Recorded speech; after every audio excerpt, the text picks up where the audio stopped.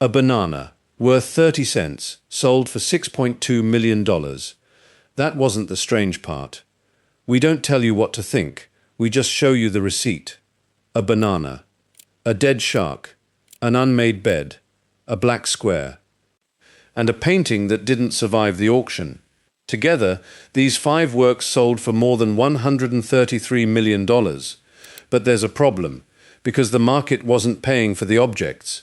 It was paying for something else. Today we're finding out what. This is receipt 1. 5 things, 5 prices, 5 receipts. Before each reveal, drop your bid in the comments, your number, what you think it sold for. But pay attention to what actually sold. Let's start at 5. Receipt 5. A banana. Not a painting of a banana. Not a sculpture of a banana. A banana. Purchased from a grocery store in Miami for approximately 30 cents. Taped to a wall with a single strip of grey duct tape. The artist is Maurizio Catalan. The year is 2019.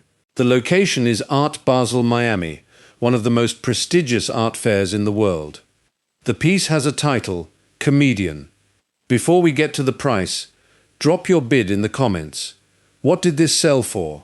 When Comedian first appeared at Art Basel, it sold for $120,000 per edition. 3 editions were produced, all 3 sold. What the buyers received was not a banana. The banana, as Catalan explained, would need to be replaced, regularly. What they received was a certificate of authenticity, documentation confirming they owned the concept of a banana taped to a wall. 5 days after the sale, a performance artist named David DeTuna walked up, removed the banana from the wall, and ate it. Security was called. Not because someone stole the artwork, because someone ate lunch. Right. 5 years later, in November 2024, a single edition appeared at Sotheby's. It sold for $6.2 million. The buyer was Justin Sun, cryptocurrency entrepreneur. He paid in crypto. 9 days later, at a press conference at one of Hong Kong's most expensive hotels, Sun ate the banana in front of a room full of journalists. He described it as much better than other bananas. The certificate of authenticity remained intact. The fruit cost 30 cents. The paperwork, considerably more.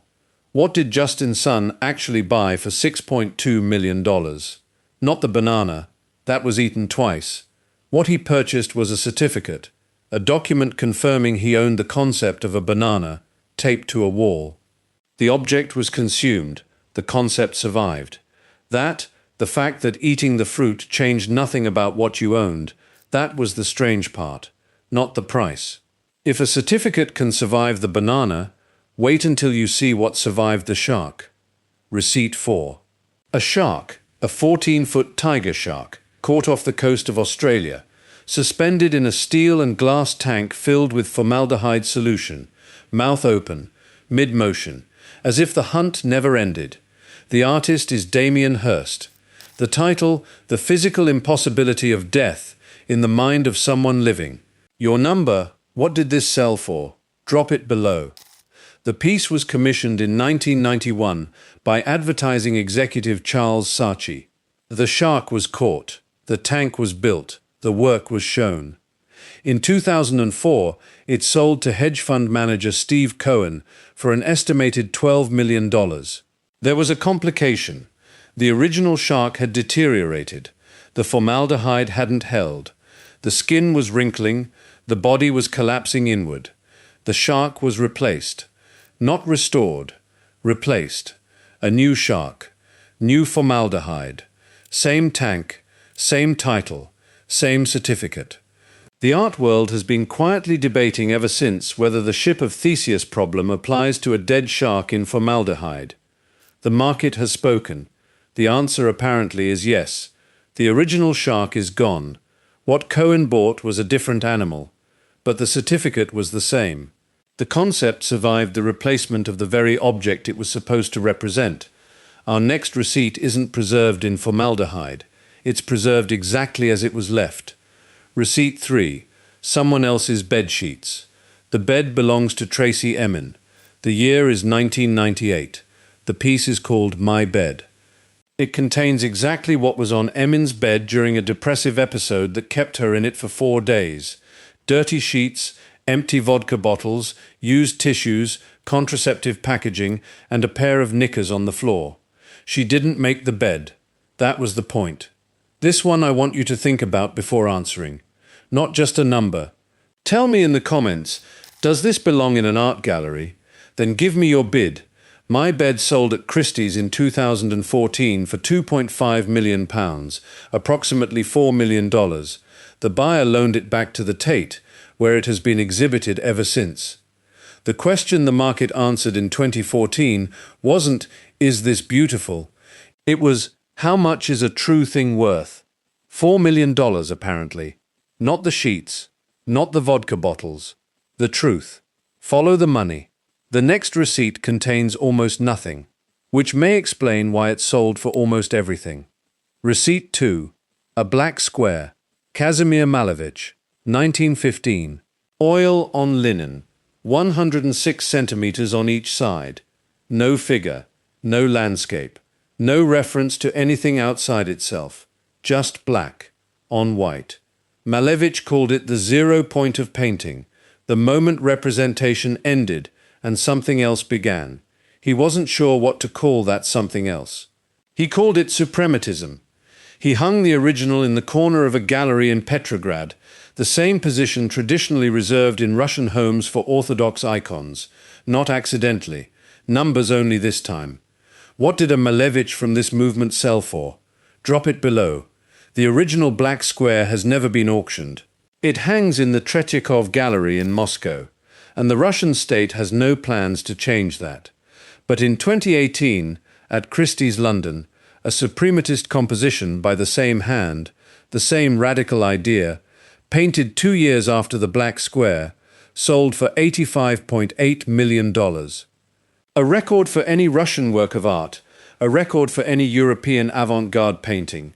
For a canvas most people would walk past in a corridor. They weren't paying for the paint, they were paying for the belief system Malevich named. Somewhere, an accountant had questions. The last receipt didn't just sell. It destroyed itself in the process. Receipt 1. A painting that didn't survive the auction. So far, which receipt has surprised you most? Drop it in the comments. The work is Girl with Balloon Banksy's stenciled image of a young girl reaching toward a red heart-shaped balloon. One of the most recognized images in contemporary art. In October 2018, it appeared at Sotheby's London with an estimate of £200,000 to £300,000. It sold for £1.04 million. The gavel came down, and then a sound from inside the frame. Mechanical. Unexpected. The painting began to feed itself through a shredder Banksy had secretly installed inside the frame years before the auction. Built-in, hidden, triggered remotely the moment the hammer fell. Half the canvas emerged in strips from the bottom of the frame. The room stood still. Last bid of the evening, and this one is worth thinking about. What do you think the partially shredded version sold for when it went back to auction in 2021? £25.4 million. The shredding didn't destroy the value, it multiplied it. Because what Banksy sold in 2018 wasn't a painting, it was the event. The story of an object that refused to be owned. The shredding didn't change the certificate. It became the certificate. Right. Banksy later renamed the piece. It is now called Love is in the Bin. The object is extraordinary. The invoice is more so. A banana, a shark, an unmade bed, a black square. A painting that shredded itself mid-auction. $133 million. The market spoke 5 times. A concept, a certificate, a truth, a worldview, an event. The evidence is in. The verdict, the market wasn't paying for the objects. It was paying for belief. 5 times, in 5 different forms. The objects were incidental. The receipts tell us what sold. The ledger follows the money. Today we followed 5 receipts. Next receipt, the most expensive painting ever sold, $450 million. And it's never been seen in public since the moment the gavel fell. That's receipt 2.